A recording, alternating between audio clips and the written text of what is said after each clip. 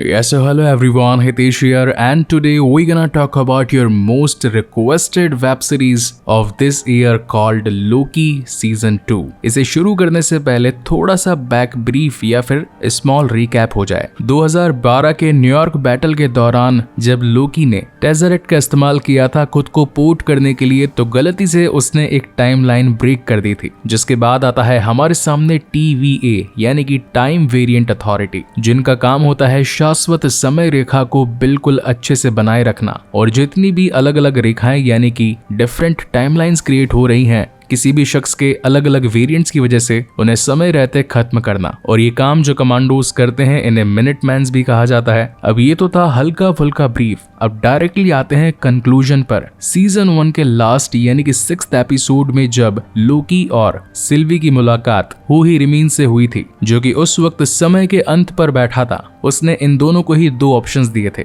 या तो मुझे मारकर राजगद्दी तुम संभाल लो क्योंकि मैं अब इस काम को सैकड़ों हजारों सालों से करता आ चुका हूँ और अब बूढ़ा हो चुका हूँ, बोर हो गया हूँ, और या फिर अगर तुम मुझे मार देते हो तो मेरी ही तरह दिखने वाले मगर मुझसे ज्यादा खतरनाक वेरिएंट्स का सामना करने के लिए तैयार हो जाना। अब उस दिन एक्चुअल में हुआ क्या था वो भी थोड़ा सा ब्रीफ आपको दे देता हूँ। युगों पहले मेरा ही एक रूप 31वीं सदी में पृथ्वी पे रहता था। ये एक साइंटिस्ट था और इसने खोज लिया कि उसका ब्रह्मांड कई ब्रह्मांडों का एक हिस्सा है।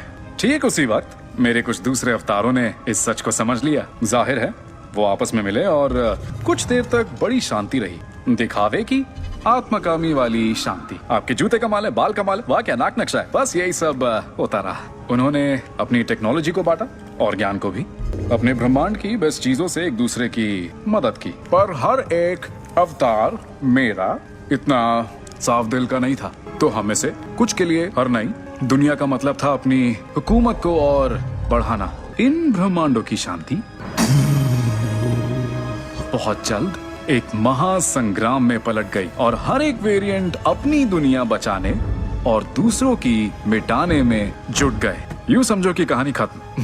फिर उसके बाद समय रक्षक प्रकट हुए और हम सबको बचा लिया। नहीं, यहीं से हमारा इतिहास अलग हो जाता है। मेरे पहले अवतार को एक ऐसा जीव मिला जो सृष्टि के सारे दर्द से जन्मा था, जो निगल सकता था समय और ब्रह्मांड को, और उस जीव को तुम दोनों जानते हो, गलायत। सही कहा। फिर मैंने उस जीव को काबू किया और अपने प्रयोग शुरू किए, उसे हथियार बनाया और मैंने खत्म किया ब्रह्मांड का महायुद्ध। फिर जब मैंने अपनी समय रेखा अलग कर ली तो मुझे बस समय के बहाव को संभालना था और आगे की शाखाओं को रोकना था, इसलिए बना TVA।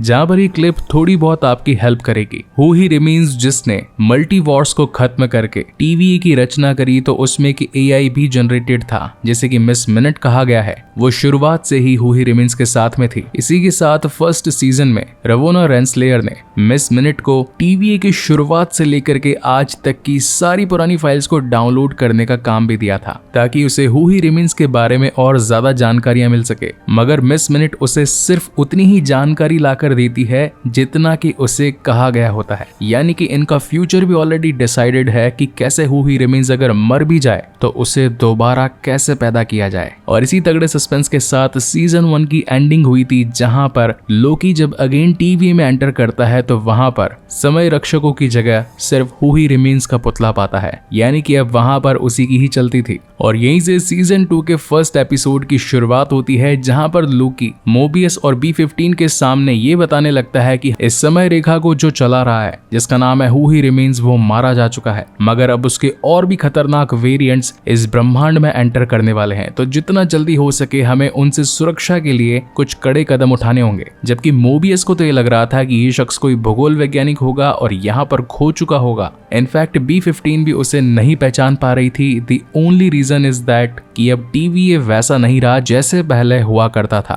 अब तक लोकी को भी ये बात समझ में आ चुकी थी, इसलिए वो अपनी जान इन मिनटमैन से बचाने के लिए इधर उधर भागने लगता है, मगर कोई रास्ता न मिलने की वजह से वो खिड़की से कूद जाता है, जहां से गिरने के बाद वो एक उड़ती कार में बैठ जाता है। लेकिन उस कार का बैलेंस बिगड़ जाने की वजह से वो भी एक जगह टकरा जाती है। और यहाँ पर हम केसी को देख पाते हैं, जो कि इस वक्त हेडफोन में एक पॉडकास्ट पॉडकास्ट सुन रहा था। इस धमाकेदार टक्कर की वजह से जो ऊपर एक बड़ी सी टीवी बनी थी वो आकर फर्श पर गिर जाती है, जिससे वहां की टाइल क्रैक हो जाती है। लोकी केसी को कहता है कि तुम तो मुझे जानते होगे, क्योंकि जब मैं पहली बार यहाँ पर आया था सबसे पहले तुम ही से ही तो मिला था, लेकिन अब क्योंकि टीवी बदल चुका था, इनफैक्ट समय रक्षकों का राज खत्म होकर जिस तरीके से हु ही रिमेन्स ने इस बार टीवी की बागडोर पकड़ी थी और इवेंचुअली पास्ट के बदल जाने की वजह से फ्यूचर में भी बदलाव आ चुके थे, तो केसी लोकी को नहीं पहचान पाता। खैर इतनी मुश्किलें कम नहीं थी कि तभी एक और पैदा हो जाती है, जहां पर लोकी में टाइम स्लिपिंग वाली प्रॉब्लम क्रिएट हो जाती है। अगर इसे आसान भाषा में समझाऊं तो स्लिप यानी कि फिसलना और टाइम स्लिपिंग यानी कि टाइम का एक जगह से दूसरी जगह पर फिसलना, यानी कि किसी वक्त पास्ट में पहुंच जाना तो किसी वक्त फ्यूचर में पहुंच जाना। तो जब ऐसा ही एक बार टाइम स्लिप होता है तो लोकी पहुंच जाता है यहाँ के फ्यूचर में और अगेन केसी से ही मुलाकात करता है, मगर इस बार केसी उसे जानता था, क्योंकि कई सालों पहले जब लोकी की एक कार के साथ इस कांच की टक्कर हुई थी तो बड़ी सी बॉल फर्श पर गिर गई थी, जिसकी वजह से यहाँ की टाइल क्रैक हुई थी और ऐसा बार बार उसके साथ होने लगता है। इसलिए वो जाकर अगेन मोबियस से मिलता है और कहता है कि सबसे पहले तो मेरी इस तकलीफ का निवारण करना पड़ेगा। अब जैसा कि पुरानी वाली कंट्रोलर यानी कि रवोना रेंसलेयर यहाँ पर नहीं थी, तो उसकी जगह एक और नए कमांडर को बिठा दिया जाता है, जिसका नाम होता है डॉक्स। इस वक्त B-15 और मोबियस को डॉक्स के सामने पेश किया जाता है, क्योंकि इस वक्त समय रेखा की बहुत सारी अलग अलग रेखाएं खुल चुकी थी। अब नॉर्मली पास्ट में होता यह था कि मिनटमैन्स जाते थे और उस वेरिएंट को खत्म करते थे, जिससे कि एक समय रेखा क्रिएट हुई थी, मगर इस बार डिसाइड ये होता है कि ये पूरी की पूरी समय रेखा को ही उड़ा देंगे। अब न जाने उसमें कितने सारे मासूमों की जान जाएगी, उनसे डॉक्स को कोई मतलब नहीं था, जिसके रिप्लाई में B-15 और मोबियस का ये कहना था कि हमें सारी असलियत मालूम चल चुकी है, हम भी कभी अपनी जिंदगी को एक नॉर्मल टाइमलाइन में जिया करते थे, हम सभी को यहाँ पर पकड़ कर लाया गया है और जानबूझकर TVA में काम करवाया जा रहा है। असली लाइफ क्या होती है वो तो हम भूल ही चुके हैं। अब इन दोनों के पास में इस बात का कोई प्रूफ नहीं होता। इन सभी बातों पर जनरल कमांडर तो कोई भी विश्वास नहीं करती, मगर जज मान जाती है, जिस पर उनका यह आंसर था कि अब से ब्रूनिंग को बंद कर दिया जाएगा। ब्रूनिंग वही जो टेम्पैड के साथ में होती है, एक ही बार में किसी भी इंसान को ऊपर से नीचे तक जला देना। मगर इन सभी के पीछे वो जिम्मेदार ठहराती है सिल्वी को, क्योंकि अगर उसने पास्ट में इतने सारे मिनटमैन्स को जान से न मारा होता तो आज ये नौबत नहीं आई होती। मीनवाइल सीन शिफ्ट होता है लोकी पर, जो कि फ्यूचर के TVA के अंदर खड़ा होता है और यहाँ पर सभी जगह कैंग द कॉन्करर के दूसरे वेरिएंट्स को देखता है। अब बेसिकली थोड़े टाइम पहले एक मूवी आई थी Antman and the Quantumania, जहां पर कैंग द कॉन्करर वाला एक वेरिएंट दिखाया गया था। लोकी के सीजन 1 में जो इसी का ही एक वेरिएंट था उसे हु ही रिमेन्स के नाम से देखा गया है, हालांकि ये दोनों अलग अलग शख्सियत थी। वहीं पर अब जो सीजन 2 में हमें दिखाया जाने वाला है उसका नाम है विक्टर टाइमली, और ये उन्हीं पोस्ट क्रेडिट सीन से रिलेटेड है जो कि हमने पिछली मार्वल की मूवीज में देखा है। और देखा जाए तो सारी कहानी शुरू भी तो इसी वेरिएंट के साथ ही हुई थी, जिसका मैंने थोड़ी देर पहले आपको एक रेफरेंस दिया था। खैर लोकी की ये टाइम स्लिपिंग वाली प्रॉब्लम खत्म नहीं हो रही थी, इसलिए अगेन वो पास्ट में पहुंच जाता है, जहां पर इस वक्त मोबियस, B-15 और इन सभी की मीटिंग चल रही थी। लेकिन लोकी यहाँ पर आकर बताता है कि अब जो खतरा आने वाला है वो है हु ही रिमेन्स और उसके बाकी के वेरिएंट्स। अगर विश्वास ना हो तो इस दीवार पर बने नमूनों को देखो। इस बार फाइनली जाकर डॉक्स इन बातों पर बिलीव कर पाती है कि कोई तो बड़ा खतरा आने वाला है, मगर इन सभी को रोका कैसे जाए। इसलिए वो मोबियस के साथ लोकी को काम पर लगा देते हैं, क्योंकि लोकी ने पहले भी हु ही रिमेन्स के पुराने वेरिएंट के साथ में लड़ाई करी थी। लेकिन इसी के साथ जनरल डॉक्स अपने खास मिनटमैन हंटर D-90 को ये काम देती है कि कैसे भी करके सिल्वी को यहाँ पर पकड़ कर लेकर आओ, क्योंकि ये सारी फसाद की जड़ उसी से ही शुरू हुई है। वहीं दूसरी ओर लोकी अभी भी अपने टाइम स्लिपिंग की प्रॉब्लम से जूझ रहा था, जिसके बाद मोबियस उसे बताता है कि TVA में एक शख्स ऐसा है जो कि तुम्हारी इस प्रॉब्लम को सॉर्ट कर सकता है। जिसके बाद ये पहुंचते हैं रिपेयर एंड एनालिटिक्स डिपार्टमेंट में, जहां पर इनकी मुलाकात होती है ओरोबोरस नाम के एक शख्स से। प्यार से इसे ओबी भी बुलाया जाता है। हालांकि मोबियस उसे देखकर पहचान नहीं पाता, मगर ओबी उसे देखकर पहचान जाता है और कहता है कि हमारी मुलाकात करीब 400 साल पहले हुई थी, जब हम लिफ्ट में एक साथ जा रहे थे। अब कहने को तो ये 400 साल बहुत ही ज्यादा है, मगर TVA में टाइम थोड़े अलग तरीके से काम करता है। अब जैसा कि इस रिपेयर एंड मेंटेनेंस वाले डिपार्टमेंट में ओनली ओबी ही काम करता था, तो देखा जाए तो यही इस डिपार्टमेंट का CEO या फिर मैनेजर भी कहा जा सकता है, क्योंकि इसके नीचे कोई टीम ही नहीं थी। और देखा जाए तो इस वक्त TVA की सभी मशीनों को जो बनाया गया था वो ओरोबोरस ने ही बनाया था। इनफैक्ट उसकी एक बुक भी पब्लिश हुई थी जिसे कि TVA गाइड के नाम से भी जानते थे। इस वक्त मोबियस का ओबी से कहना था कि ये मेरा दोस्त है लोकी, जो कि टाइम स्लिपिंग प्रॉब्लम से गुजर रहा है, मगर ओबी का कहना था कि मैं इस प्रॉब्लम के बारे में नहीं जानता, या फिर शायद जानता भी हूँ। तभी लोकी को कुछ समझ में आता है और वो ओबी के पास्ट वाले वर्जन से मिलने के लिए चला जाता है और उसे एक टाइम स्लिपिंग प्रॉब्लम के इशू को रिजॉल्व करने वाली ऑल्टरनेट मशीन को बनाने के लिए कहता है। अब जाहिर सी बात है, अगर पास्ट में वो मशीन बन जाएगी तो फ्यूचर में जब भी प्रॉब्लम क्रिएट होगी तो इसके सोल्यूशन के लिए मशीन उस वक्त मौजूद होगी। तो ये सीन काफी फनी था क्योंकि पास्ट में जिन भी प्रॉब्लम्स का सामना ओबी कर रहा था, लोकी उसे हेल्प करके उस मशीन को बनाने में प्रॉपर गाइड कर रहा था, जिसके बाद प्रेजेंट वाले टाइम के अंदर लोकी को फाइनली वो मशीन मिल जाती है। वेल, मशीन तो इनके हाथ में आ चुकी थी, लेकिन इस प्रोसेस को करना आसान नहीं था क्योंकि इस प्रोसेस को कंप्लीट करने के लिए इन्हें जाना था टेम्परल लूम में। यहाँ पर कुछ छोटे छोटे एक्समैन से रिलेटेड रेफरेंसेस भी देखने को मिलते हैं, तो माइट भी हो सकता है कि डेडपूल 3 के बाद में एक्समैन वाली कंप्लीट सीरीज या फिर फ्रेंचाइजी आगे जाकर मार्वल में कनेक्ट हो जाए। उसकी बातें किसी और वीडियो में भी कर लेंगे। Now coming back to the main story. जब यहाँ के शटर्स ओपन होते हैं तो हम देख पाते हैं कि शाश्वत समय रेखा की बहुत सारी ब्रांचेस निकल चुकी हैं। इसे सिर्फ एक ही आदमी कंट्रोल कर सकता था, जो कि था हू ही रिमेन्स, लेकिन अब वो भी मर चुका है, तो इस लूम को कंट्रोल करने वाला कोई नहीं था। और अब जबकि इतनी सारी ब्रांचेस निकल चुकी थी तो लूम पर लोड बहुत ही ज्यादा बढ़ रहा था और इसी लोड की वजह से बार बार लोकी टाइम स्लिप कर रहा था। तो अब सोल्यूशन ये था कि लोकी को खुद को ब्रोन करना पड़ेगा, वो भी उसी टाइम उसी वक्त में जब मोबियस एक सूट पहनकर बाहर टेम्परल रूम के मेन शाश्वत समय रेखा के बीच में इस एक्सट्रैक्टर को लगा दे और चालू कर दे। अगर इस बीच थोड़ी भी देरी हुई तो मोबियस के शरीर से उसकी चमड़ी पिघल जाएगी, मांस वास सब गायब हो जाएगा और जिंदगी भर लोकी कभी वापस नहीं आएगा। और ऑलरेडी जो टेम्परल रूम एग्जॉस्ट हो रहा है उससे पूरी दुनिया, पूरा ब्रह्मांड भी खत्म हो जाएगा। यानी कि अब पूरा दारोमदार इन्हीं पर ही टिका हुआ था। मगर जैसे ये प्रोसेस स्टार्ट होने वाला होता है कि तभी लोकी अगेन ग्लिच हो जाता है, यानी कि टाइम स्लिपिंग उसके साथ क्रिएट हो जाती है और वो पहुंच जाता है TVA के फ्यूचर में, जहां इस वक्त सारी चीजें ठीक हो चुकी थी। मगर सबसे बड़ी प्रॉब्लम ये थी कि उसकी मुलाकात सिल्वी से हो जाती है, क्योंकि लास्ट सीजन में लोकी ने जब हू ही रिमेन्स के साथ में उसे बचाने की कोशिश करी थी, मगर सिल्वी ने उसे जान से मार दिया था, वो भी समय के अंत में जाकर। तो वो आज यहाँ इस TVA में क्या कर रही थी? और हालांकि लोकी को तो उससे प्यार भी होता है, तो वो उसके पीछे जाने की कोशिश करता है और ये सवाल का जवाब जानना चाहता था कि वो यहाँ पर क्या कर रही है। मगर इसी बीच धीरे धीरे करके टाइम निकलने लगता है, जिसका असर मोबियस पर भी हो रहा था और धीरे धीरे करके उसका सूट भी ऑलमोस्ट वाइप होने वाला था। इसी वक्त यहाँ पर एक कॉल भी आ रहा था जो कि लोकी पिक करना चाहता था, लेकिन तभी उसे याद आता है कि मोबियस जो कि वहाँ पास्ट में उस मशीन को स्टार्ट करने वाला है, उसका जल्द से जल्द वहाँ पहुंचना जरूरी है। तभी पीछे से कोई अननोन पर्सन ब्रूम स्टिक लगाकर लोकी को ब्रून कर देता है और तभी वो मेन टाइमलाइन में पहुंचकर मोबियस की जान भी बचा लेता है। ऐसा करने से लोकी की टाइम स्लिपिंग वाली प्रॉब्लम तो खत्म हो चुकी थी, मगर टेम्परल लूम जिसकी ब्रांचेस बहुत ही ज्यादा बढ़ चुकी थी, उसका लोड अभी तक खत्म नहीं हुआ था। इसी के साथ 2-3 क्वेश्चंस भी जनरेट हो जाते हैं, जैसे कि लोकी को पीछे से ब्रून किसने किया था, इनफैक्ट उस टाइम पर कॉल किसका आ रहा था, उस लूम में एक्सट्रैक्टर के यूज करने पर अब और कितनी ज्यादा बर्बादी हो सकती है। इसी के साथ फर्स्ट सीजन में जब हू ही रिमेन्स ने मरने से पहले सिल्वी से कहा था कि मैं कैसे भी करके वापस आ जाऊंगा और हमारी तुम्हारी मुलाकात दोबारा होगी।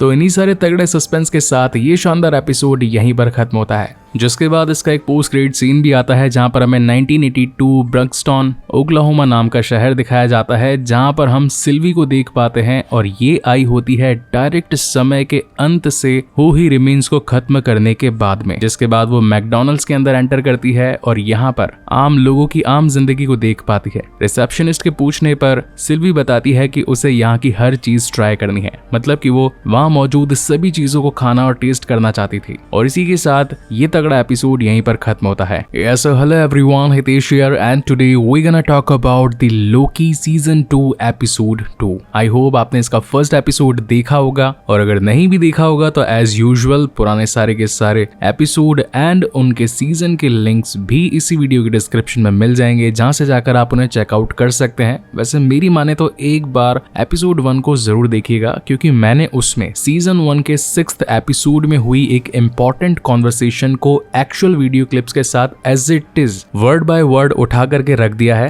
And the only reason is that आपको ये सारी चीजें क्लियर हो सके कि आखिर समय के अंत में हु ही रिमेन्स ने जो डील लोकी और सिल्वी को दी थी उसके पीछे का रीजन क्या था। सो now without wasting any time चलिए आते हैं इस कहानी की मेन स्टोरी लाइन की तरफ। यहाँ पर वक्त दिखाया जाता है 1977, इट्स अ सेक्रेट टाइमलाइन और जगह दिखाई जाती है लंदन यूके। एज पर द लास्ट एपिसोड डॉक्स जो कि टीवी की नई कमांडर थी उसने अपने X5 नाम के एक मिनट मैन को सिल्वी को पकड़ने के लिए भेजा था, मगर काफी टाइम बीत जाने के बावजूद भी अभी तक X5 अपनी टीवी वाली टाइमलाइन में नहीं आया था। तो इसी बात की तहकीकात करने के लिए मोबियस और लोकी आ चुके होते हैं इस सेक्रेट टाइमलाइन में, जहां पर X5 यानी कि जो पुराना मिनट मैन था वो इस टाइमलाइन में बन चुका था एक बहुत ही बड़ा मूवी स्टार। इसका नाम होता है ब्रैड वुल्फ। आज इसकी एक नई मूवी का प्रीमियर भी होता है, इसी वजह से काफी सारे सेलिब्रिटीज वहां पहुंचे थे। खैर बाकी के लोग तो ब्रैड की सच्चाई नहीं जानते थे, लेकिन जैसे ही मोबियस और लोकी वहां पहुंचते हैं तो ब्रैड की हालत पतली हो जाती है, क्योंकि वो तो इस बात को जानता था कि ये मुझे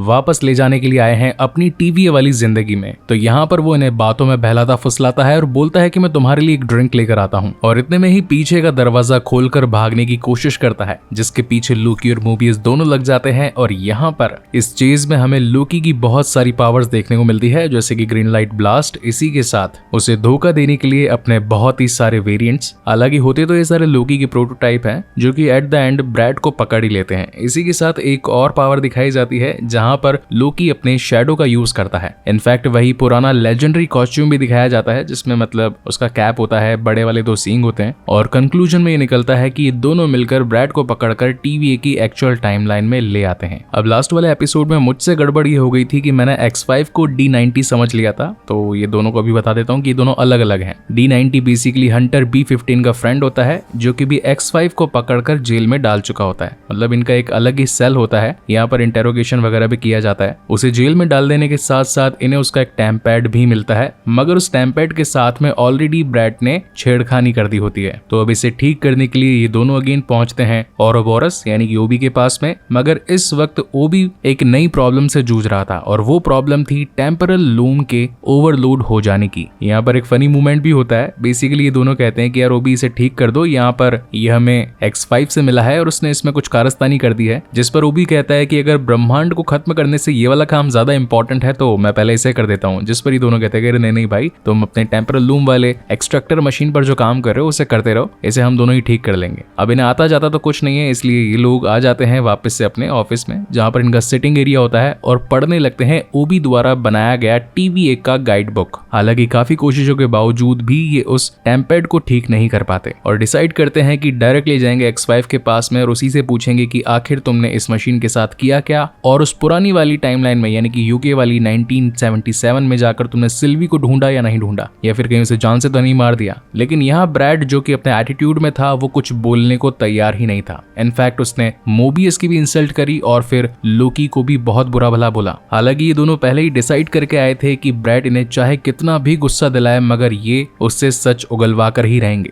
मगर ब्रैड था जो चुप होने का नाम ही नहीं ले रहा था। उसने लोकी को ये तक कह दिया कि तुम्हारी मॉम फ्रीगा की मौत भी तुम्हारी वजह से हुई, और मोबियस तुम्हें क्या पता कि एक सेक्रेट टाइमलाइन में रहना इस टीवी से कितना अच्छा है, तुम्हें तो ये तक नहीं मालूम कि तुम्हारा पास्ट क्या था। जिस पर मोबियस को गुस्सा आ जाता है और वो खींच के ब्रैड में एक झापड़ मार देता है। लोकी से शांत करवा कर वहां से बाहर ले आता है। इसके बाद ये चलते चलते पहुंच जाते हैं फूड सेक्शन में। बेसिकली यहाँ पर काफी सारी पाइस पड़ी थी, तो एक लाइम पाई उठाते हैं, दोनों आपस में एंजॉय करने लगते हैं। इसी के साथ इन दोनों के बीच में ही एक डीप कॉन्वर्सेशन होती है, उसे बिल्कुल शॉर्ट एंड क्रिस्प में एक्सप्लेन कर देता हूँ। लोकी का ये कहना था कि उसका गुस्सा ही उसका सबसे बड़ा दुश्मन है। इनफैक्ट 2012 में जो एवेंजर्स के खिलाफ उसने जंग छेड़ी थी वो भी इस पृथ्वी को अपना बनाने के लिए, वो भी सिर्फ और सिर्फ गुस्से की वजह से छेड़ी थी, क्योंकि वो थॉर को अपने आप से नीचे समझता था। इसी गुस्से में आकर उसने टोनी स्टार्क यानी कि हमारा आयरन मैन उसे एवेंजर टावर से नीचे भी फेंक दिया। इसी की रिवर्ट में मोबियस बताता है कि ब्रैड ने उनसे जो कुछ कहा वो बेसिकली सच तो है। मैं अपनी टाइम अपने पास्ट में जाना तो चाहता हूँ, लेकिन अगर वो यहाँ से बेहतर हुआ तो मैं अपने आप को कभी माफ नहीं कर पाऊंगा कि आखिर मैंने मैंने ये इतनी जिल्लत भरी जिंदगी क्यों झेली। और फाइनली ये दोनों डिसाइड करते हैं कि एक और नया हथकंडा आजमाया जाए। वहीं सीन शिफ्ट होता है ओबी पर, जो कि एक्सट्रैक्टर को पूरा बनाकर पहुंच चुका होता है टेम्परल लूम में। अब लास्ट वाले एपिसोड में उसने यहाँ के शटर्स को बंद करने के लिए एक कोड लगाया था, लेकिन वापस से उन शटर्स को ओपन करने के लिए जब वो पासकोड लगाता है तो यहाँ पर एक एरर आ जाता है जो कि होता है इनवैलिड टेम्परल ऑरा। और जब तक शटर्स ओपन नहीं होंगे आगे तक नहीं पहुंचा जाएगा। आगे नहीं पहुंचा जाएगा तो एक्सट्रैक्टर को फिट नहीं कर सकते, और अगर एक्सट्रैक्टर फिट नहीं होगा तो जो सारी की सारी टाइमलाइंस सेक्रेट बन चुकी है, यानी कि शाश्वत समय रेखा अलग अलग विभागों में विभाजित हो चुकी है, उससे पूरा का पूरा ब्रह्मांड ही खत्म हो जाएगा। एंड द सोल्यूशन इज, जो क्रिएटर है यानी कि हु ही रिमेन्स, उसी का ऑरा लगेगा इसे फिर से ओपन करने में, जो कि इस वक्त यहाँ पर नहीं था। यानी कि पूरी तरीके से ब्रह्मांड खतरे में। यहाँ बातचीत करने के लिए लोकी और मोबियस पहुंचे तो ब्रैड के पास में थे, मगर लोकी ने धोखे से मोबियस को सेल के बाहर ही भेज दिया और अंदर से गेट को लॉक कर दिया, क्योंकि ब्रैड ने लोकी को बहुत बुरा भला बोला था और अब बारी थी लोकी का उससे बदला लेने की। टीवी वालों के पास में एक खास मशीन होती है जिसकी मदद से वो डिफरेंट काइंड ऑफ शेप्स बना सकते हैं और उसमें किसी को भी अटका सकते हैं। तो ऐसा ही एक शेप बना दिया था लोकी ने और वो ब्रैड को दबाया जा रहा था। लोकी उससे पूछता है कि मैं जानता हूँ तुम जब उस टाइमलाइन में थे तुम जरूर सिल्वी से मिले होगे, लेकिन बार बार ब्रैड मना कर रहा था। इस वजह से लोकी को गुस्सा आ जाता है और वो उस शेप को बहुत ही ज्यादा कंप्रेस कर देता है। बेचारा ब्रैड पूरी तरीके से सिकुड़ चुका था और एट द एंड उसे बताना ही पड़ता है कि हाँ सिल्वी जिंदा है, वो उससे मिला जरूर था लेकिन वो अपनी लाइफ को वहां पर एंजॉय करने लगा था और यही रीजन था कि वापस टीवीए में नहीं आया। खैर ये तो लोकी और मोबियस की चाल थी। इसके बाद मोबियस भी वहां पर आ जाता है और ब्रैड के इस सच्चाई बता देने के बाद में ब्रैड को अपने साथ ही सिल्वी की टाइमलाइन में लेकर चला जाता है। समय दिखाया जाता है 1982, जगह होती है ब्रॉक्सटोन ओक्लाहोमा। ये वही मैकडॉनल्ड्स होता है जहां पर इस वक्त सिल्वी एज अ वेटर काम कर रही थी। अब लोकी जिसका पहले भी दिल टूट चुका था तो इस बार काफी समय के बाद ये मिलने वाले थे, तो ये इन दोनों को यहाँ पर रुकने के लिए कहता है और खुद अकेला उससे मिलने के लिए चला जाता है। खैर इन दोनों की जब आंखें मिलती है तो काफी एक सैड सा मोमेंट था, क्योंकि बहुत सालों के बाद में एक दूसरे से मिल रहे थे। लास्ट टाइम ये जब मिले थे तब एक खून हो चुका था, यानी कि सिल्वी ने हु ही रिमेन्स को तलवार घुपकर मार दिया था और लोकी को टीवीए में धक्का दे दिया था। खैर अब जो मेन मुद्दा था जिसके लिए लोकी यहाँ पर आया था वो सिल्वी से कहता है कि टीवीए और इसी के साथ पूरा का पूरा ब्रह्मांड खतरे में है, क्योंकि हु ही रिमेन्स ही था जिसने इस टाइमलाइन को बिल्कुल एक्यूरेट वे में जमा कर रखा हुआ था, लेकिन तुम्हारे उसे मार देने के बाद में वो टाइमलाइन पूरी तरीके से टुकड़ों में बट चुकी है। और जब मैंने उसे ठीक करने की कोशिश करी और बाकी आने वाले वेरिएंट्स के लिए अपने आप और टीवीए को तैयार कर रहा था, तब मैंने अपने फ्यूचर में तुम्हें टीवीए में देखा। तो मैं जानना चाहता हूँ कि आखिर तुम टीवीए से रिलेटेड क्या बातें जानती हो और फ्यूचर में वहां पर क्यों आओगी। एक तरफ जो इनकी बातें चल रही थी, वहीं दूर बैठे मोबियस और ब्रैड मैकडॉनल्ड्स के फूड को एंजॉय कर रहे थे, जहां पर ब्रैड का कहना था कि यार जितना जल्दी हो सके हमें निकलना चाहिए, नहीं तो एक काम करो इन दोनों को यहीं छोड़ो, हम दोनों आगे जाते हैं। मोबियस उसका उतावलापन देखकर सोचने लगता है कि ये यहाँ से जाना चाहता है, इसका मतलब जरूर कुछ ना कुछ तो पंगा है। तो वो ब्रैड को इन दोनों के सामने ले आता है, जहां पर सिल्वी अपनी पावर्स का यूज करती है और इन सभी को ये मालूम चलता है कि डॉक्स जो कि टीवीए के अंदर टाइमलाइन के जितनी भी सेक्रेट पोर्शंस हुए हैं उन्हें खत्म करने के लिए अपने मिनटमैन्स को भेजकर बम लगा रही है। एक वक्त हुआ करता था जहां पर सिर्फ एक वेरिएंट को खत्म करके उस टाइमलाइन को ठीक कर दिया जाता था, मगर इस बार पूरी की पूरी टाइमलाइन में जितनी भी million billions of people as a living being exist कर रहे हैं उसे ही खत्म कर रहे हैं। इनफैक्ट यहाँ भी थोड़ी देर में मिनटमैन पहुंचने वाले हैं इस पूरी टाइमलाइन को खत्म करने के लिए। अब कहीं मासूमों की जाने ना चली जाए, इसलिए ये लोग टीवीए पहुंचकर कमांडर डॉक्स को रोकने की कोशिश करते हैं। अब ये सीन इस पूरे एपिसोड का one of the best scene था, क्योंकि यहाँ पर सभी मिनटमैन एक एक पोर्टल खोलकर सेक्रेट टाइमलाइंस में जाकर वहां पर बहुत सारे बॉम्ब लगा रहे थे, जहां पर ये तीनों मिलकर यानी कि मोबियस, लोकी और सिल्वी अपने दिमाग से और अपनी मैजिकल पावर से इन सभी मिनटमैन को रोकते हैं। इनफैक्ट बहुत शानदार फाइट भी होती है और अब लगने लगा था कि हाँ यार काफी टाइम के बाद में मार्वल का कुछ कंटेंट देख रहे हैं। हालांकि बहुत सारी टाइमलाइंस को इरेज होने से बचा लिया जाता है, मगर जो इरेज हो चुकी थी उसमें बहुत सारे मासूम लोगों की जाने गई थी और इस बात के पूरे एनालिटिक्स ये टीवी एक टाइमलाइन वाली टीवी पर देख सकते थे। अब सिल्वी को लगने लगता है कि एक तरफ जहां लोकी सभी को बचाने की बात कर रहा है, ऊपर से टीवी ने इतने सारे लोगों को मार दिया, तो फिर मैं लोकी का साथ क्यों दूं, और वो बिना उसका साथ दिए वापस से अपनी टाइमलाइन में चली जाती है। अब अगर इस सीन को ध्यान से देखें तो यहाँ पर सिल्वी के हाथों में वही वाला एक अपग्रेडेड टैम्पेड होता है जो कि हु ही रिमेन्स के हाथों में भी था, और ये हमने इसके सीजन 1 के 6th एपिसोड में में भी देखा था। अब वो इस टेम्पेट के साथ क्या करने वाली है वो तो इसके अगले एपिसोड्स में ही पता चलेगा, और इसी तगड़े सस्पेंस के साथ ये शानदार एपिसोड यहीं पर खत्म होता है। Yes, so hello everyone, Hitesh here and today we gonna talk about the latest web series called Loki, और आज हम इसके सीजन 2 एंड एपिसोड 3 के बारे में बात करने जा रहे हैं। पुराने दोनों एपिसोड धुआंधार थे और लग रहा था कि अब जाकर मार्वल का देखने लायक कुछ तो कंटेंट हम व्यूअर्स के सामने आ चुका है, और इस 3rd एपिसोड ने तो उम्मीदें और भी ज्यादा जगा दी। So now without wasting any time चलिए डायरेक्टली आते हैं इस कहानी की मेन स्टोरी लाइन की तरफ, जिसकी शुरुआत होती है एक अलग सेक्रेट टाइमलाइन से, जहां पर वक्त दिखाया जाता है 1868 और जगह होती है शिकागो इलिनॉइस। और हम देख पाते हैं इस कहानी की one of the lead character Ravonna Renslayer, जो कि सीजन 1 के 6th एपिसोड से ही गायब थे, और यहाँ इस वक्त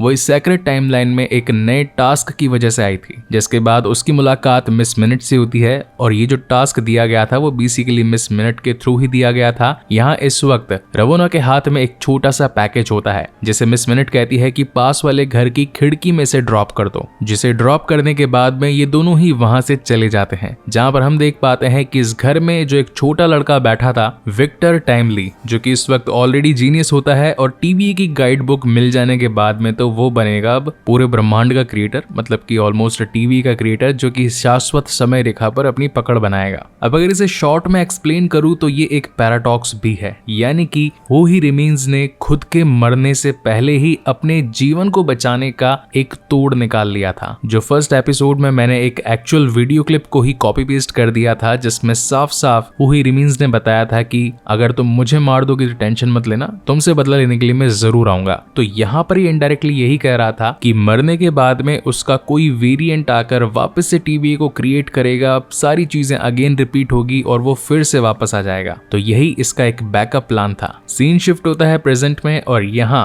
ओरोबोरस यानी कि भैया अपना ओबी कोशिश करता है उस इनवैलिड टेम्परल ऑरा को ठीक करने की, मगर हू ही रिमेन्स या फिर उसके किसी और वेरिएंट के यहाँ पर नहीं होने की वजह से वो इस काम में कामयाब नहीं हो रहा था। इसी बीच केसी के थ्रू इन्हें इन्फॉर्मेशन मिलती है कि अभी अभी जस्ट रवोना रेंसलेयर ने अपना टैम्पैड यूज किया है और हमने उसे ट्रैक कर लिया है। इसी के साथ केसी और ओबी ये बात भी जानते थे कि सिर्फ मिस मिनट ही है जिसने इस टीवी की शुरुआत से लेकर अंत तक सारी चीजों को देखा है। शायद मिस मिनट इसका कोई तोड़ जानती हो, तो जहां पर रवोना रेंसलेयर होगी वहीं पर मिस मिनट होगी, और इसी गैस के चलते मोबियस और लोकी पहुंच जाते हैं रवोना रेंसलेयर को ढूंढते हुए शिकागो 1893 में। अब ये होता है बेसिकली 25 साल बाद का वक्त। इस वक्त शिकागो में एक बहुत ही बड़ा मेला लगा था। यहाँ पर बहुत सारे साइंटिस्ट प्रदर्शनी के लिए आए थे, जिन्होंने अपने अपने एक्सपेरिमेंट, अपने अपने गैजेट्स लोगों को दिखाने के लिए और खुद के नाम की वाहवाही के लिए रखे थे। मोबियस और लोकी यहाँ पर पॉपकॉर्न खाते खाते आगे बढ़ रहे थे, तभी इन्हें नॉर्स माइथोलॉजी के कुछ पुतले भी दिखाई पड़ते हैं, जहाँ पर थॉर और लोकी की एक और भाई बाल्डर का जिक्र भी होता है। हालांकि पहले अभी तक किसी मूवी या फिर एपिसोड में उसका कोई अपीयरेंस तो नहीं आया है, लेकिन माइट भी मार्वल का एक फ्यूचर प्लान हो सकता है। तभी आगे चलते हुए उनकी नजर एक बोर्ड पर पड़ती है, जिसमें लिखा था introducing his greatest invention Victor Timely, जो कि था टेम्परल मार्वल्स। और जैसा कि प्रॉब्लम भी टेम्परल लूम में ही थी, तो इन दोनों को लगता है कि जरूर यहाँ पर इन्हें कोई सबूत मिल सकता है, जहाँ पर हम पूरा वही सिनेरियो देख पाते हैं जो कि हमने Antman and the Quantumania के पोस्ट क्रेडिट सीन में भी देखा था। यानी कि विक्टर टाइमली जो कि समय की शुरुआत और उसके अंत के बारे में अपनी थ्योरी बाकी सभी मौजूद लोगों को बता रहा था। इवेंचुअली होता यह है कि टीवीए की गाइड बुक की मदद से उसने एक छोटा प्रोटोटाइप बना लिया होता है टेम्परल लूम का, जो कि आगे चलकर एक पूरी समय शाश्वत रेखा को कंट्रोल करेगा। हालांकि ये इस वक्त एक बहुत ही छोटा सा रूप था, जहां पर विक्टर का बाकी लोगों से कहना था कि एडिसन जिसने एक बल्ब चमकाया है जो कि सिर्फ एक कमरे को रोशन करने जितना कैपेबल है, लेकिन इस मशीन में इतनी ताकत है कि पूरी की पूरी शिकागो शहर को जगमग कर देगा ये। इस कारनामे को देख लेने के बाद में वहां पर मौजूद सभी लोग बोली लगाने लगते हैं कि ये मशीन मेरे नाम कर दो, इसका पेटेंट मेरे हवाले कर दो, मैं तुम्हें पैसे दे देता हूँ। कुछ लोग $1000 तक देने को तैयार हो चुके थे। मतलब देख रहे हो 1893 में $1000, आज की तारीख में भी अगर $1000 का कंपैरिजन करूँ तो ऑलमोस्ट 83,000 रुपीज हो जाते हैं। ओके, सो मजाक बाद में, coming back to the main story. यहाँ इस वक्त मौजूद होते हैं मिस मिनट और रवोना रेंसलेयर। वो यहाँ पर आए थे विक्टर को टीवीए ले जाने के लिए, and same goes with Mobius and Loki, वो भी टीवीए ही ले जाने के लिए आए थे। लेकिन दोनों का प्रोस्पेक्टिव अलग अलग था। जहाँ पर मिस मिनट और रवोना रेंसलेयर चाहती थी कि उनका प्रमोशन हो जाए, एक बढ़िया गद्दी वगैरह उन्हें मिल जाए, क्योंकि मिस मिनट जानती थी कि आगे चलकर विक्टर टाइमली ही टीवीए को कंट्रोल करेगा। जबकि यहाँ मोबियस और लोकी का ये प्रोस्पेक्टिव था कि अब पूरी की पूरी दुनिया ब्रह्मांड खत्म होने जा रहा है, और जिसका ऑरा यानी कि चाहे हु ही रिमेन्स हो या फिर उसका कोई variant as well as Kang the Conqueror या फिर विक्टर टाइमली, तो इसकी मदद से उस टेम्परल ऑरा को ठीक करके टेम्परल लूम को बनाया जा सकता है और दुनिया वापस से बच सकती है। तो जहां एक तरफ इनके बीच में खींचातानी चल रही थी, वहीं प्रॉब्लम्स को और बढ़ाते हुए पहुंच जाती है सिल्वी, और उसका मोटिव था कि वेरिएंट को ही सीधा खत्म कर दो, क्योंकि सीजन 1 के 6th एपिसोड में सिल्वी ने कैंग द कॉन्करर या फिर हु ही रिमेन्स को कहा था, चाहे तुम आओ या फिर तुम्हारे कोई भी वेरिएंट्स, मैं सबको खत्म करूंगी। तो अब जैसा ही उसके सामने विक्टर होता है तो वो तो उसको तलवार से मारने वाली होती है, बट लोकी कहता है कि नहीं, रुक जाओ, मारो मत, अभी हमें इसकी जरूरत है, बाद में भले देख लेंगे इसका क्या करना है, मगर अभी मुझे इसे अपने साथ ले जाने दो। अब जैसे कि लास्ट एपिसोड में हमें लोकी की कुछ पावर्स दिखाई गई थी, जैसे कि ग्रीन ब्लास्ट और अलग अलग अपने प्रोटोटाइप क्रिएट कर देना, इसी के साथ शैडो वाली पावर्स, तो होती तो सिल्वी भी लोकी का ही एक वेरिएंट है, तो दोनों के पास ही ऑलमोस्ट सेम पावर्स होती है, जिसकी वजह से इनमें लड़ाई बहुत जबरदस्त होती है। और इसी लड़ाई का फायदा उठाते हुए विक्टर वहां से भाग निकलता है। इसी बीच रास्ते में इन्हें रवोना और मिस मिनट भी मिलते हैं, तो ये सब इसके घर पर आ जाते हैं। विक्टर वहां पर रवोना पर लाइन मारने लगता है, उसको एक अपनी मसाज चेयर पर भी बैठाता है और एक ठंडी कोका कोला पिलाने लगता है। मतलब ऑलमोस्ट फ्लर्टिंग जैसा माहौल बन चुका था। लेकिन जो $1000 विक्टर ने उस प्रदर्शनी में अपनी मशीन को जिस शख्स को बेचा था, वो वहीं पर खराब हो चुकी थी। तो ये लोग अपने पैसे लेने के लिए और विक्टर को मारने के लिए पहुंचे होते हैं, जिस पर विक्टर रवोना कहता है कि हमें जल्द से जल्द यहाँ से भागना पड़ेगा, क्योंकि अब ये जगह खत्म होने वाली है। तो रवोना कहती है कि यहाँ पर तो तुम्हारी सालों की मेहनत, बहुत सारी प्रोटोटाइप्स और मशीनें हैं जो कि आगे चलकर काम आएगी, तुम ये सब कुछ छोड़कर जा रहे हो। जिस पर वो बताता है कि यहाँ पर तो मैं बस बहुत कम समय स्पेंड करता हूँ, ये तो एक नाम मात्र की जगह है, असली एक्सपेरिमेंट जहाँ करता हूँ वो एक दूसरी ही जगह है जो कि नदी के उस पार है। तो वहां तक जाने के लिए ये लोग एक जहाज पर चढ़ जाते हैं, और हमेशा की तरह जहाँ पर विक्टर बैठा करता था वही सीट उसके लिए रिजर्व रखी जाती है। अब यहाँ पर एक डीप कॉन्वर्सेशन है। विक्टर टाइमली को जो भी अभी तक रवोना ने बताया था कि तुम आगे चलकर एक बहुत बड़ा टीवी क्रिएट करोगे, पूरी टाइमलाइन को मैनेज करोगे, तो उसे ये लग रहा था कि फ्यूचर में रवोना भी उसके साथ होगी। लेकिन उसकी उम्मीदें वहां टूट जाती है जहां पर रवोना ये कहती है कि फ्यूचर में भी मेरा नाम मिस रवोना ही होता है। अब मिस और मिसेस का मतलब आप समझती होगी, यानी कि शादी से पहले और शादी के बाद, तो मीनिंग सेम है। रवोना विक्टर के साथ कोई भी संबंध बढ़ाना नहीं चाहती थी, मगर जब इनकी ये प्यार की बातें वगैरह चल रही थी तो मिस मिनट बहुत ही कॉन्शियस फील कर रही थी। ऐसा लग रहा था जैसे कि उसे जेलसी हो रही है, जो प्यार की बातें उसे विक्टर के साथ करनी चाहिए, क्योंकि समय की शुरुआत से लेकर अंत तक वही उसके साथ में थी, तो विक्टर उसके लिए इतना पॉजिटिव क्यों नहीं है। एक तरीके से मिस मिनट की फीलिंग्स हर्ट हो रही थी। जिसके बाद सीन शिफ्ट होता है सीधा उन्हीं के एक प्राइवेट प्लेस पर, जहां कई सारे एक्सपेरिमेंट्स और इनोवेशन थे विक्टर टाइमली के, और जो एक सबसे तगड़ा और सबसे खास गैजेट था वो था कॉन्ग द कैंकरर वाला टाइम ट्रेवल, या फिर इसे स्पेस ट्रेवल भी कह सकते हैं, उसका विमान। Antman and the Quantumania में हमने इसका बड़ा रूप भी देखा था, और उसी को रिपेयर करवाने के लिए उसे पिम पार्टिकल्स की जरूरत भी थी, क्योंकि ग्वेन वेंडाइन ने उसे छोटा कर दिया था। उस मूवी की भी एक्सप्लेनेशन ऑलरेडी चैनल पर अपलोडेड है। खैर, मार्वल की पूरी सीरीज ही अपलोडेड है, जहां पर मैंने 1 से नहीं बल्कि 0 से एक्सप्लेन किया है, क्योंकि बहुत सारे डाई हार्ट मार्वल के फैंस को भी नहीं पता कि हल्क जो 2003 में आई थी वो भी मार्वल की मूवीज का ही एक पार्ट था। अब वो क्यों था, उस एक्सप्लेनेशन में मैंने आपको जबरदस्त तरीके से बताया है, तो जाकर चेकआउट करना चाहें तो कर सकते हैं, नहीं तो आपकी मर्जी। इसी के साथ हम मिस मिनट की जेलसी को भी देख पाते हैं, जहां पर वो विक्टर को ये कहती है कि मैंने ही तुम्हारा साथ दिया, हर वक्त तुम्हारी हेल्प करी, लेकिन तुमने मुझे एक एआई ही क्यों बनाया, किसी ह्यूमन बॉडी का फॉर्म भी तो दे सकते थे, ताकि हम शुरू से लेकर अंत तक साथ में रहते।